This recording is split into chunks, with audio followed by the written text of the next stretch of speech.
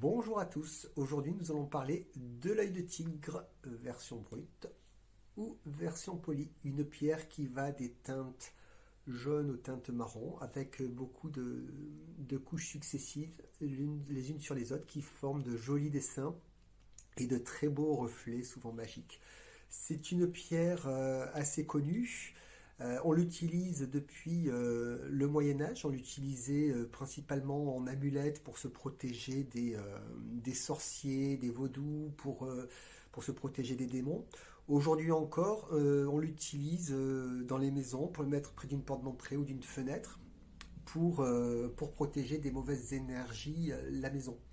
C'est également une pierre, quand on est stressé, quand on est angoissé, qui va nous protéger nous-mêmes si on la porte sur soi, en pendentif, en collier, en bracelet ou en pierre roulée. Elle va former un bouclier autour de soi, un bouclier énergétique qui va renvoyer les énergies négatives vers ceux qui nous les ont émises.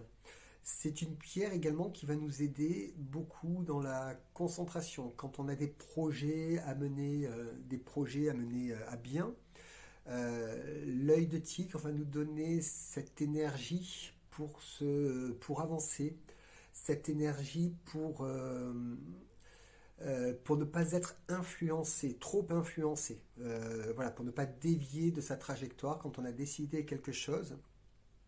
Avec l'œil de tigre, on va pouvoir avancer, avoir l'énergie, la motivation pour aller au bout. Elle va nous donner cette envie de travailler, cette envie d'aller de l'avant. C'est une pierre également qui va nous aider sur un plan un peu plus spirituel à harmoniser, à équilibrer notre yin et yang. Elle travaille principalement sur le plexus solaire et tous les organes qui y sont liés.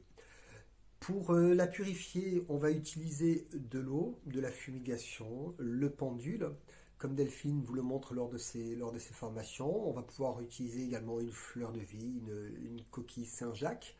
Pour le rechargement, on est sur une pierre solaire, donc on peut la recharger au soleil. On va éviter malgré tout les heures de début d'après-midi où le soleil est trop fort. On va y préférer un soleil doux.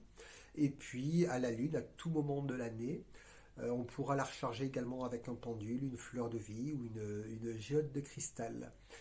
Je vous souhaite une bonne journée et je vous dis à bientôt.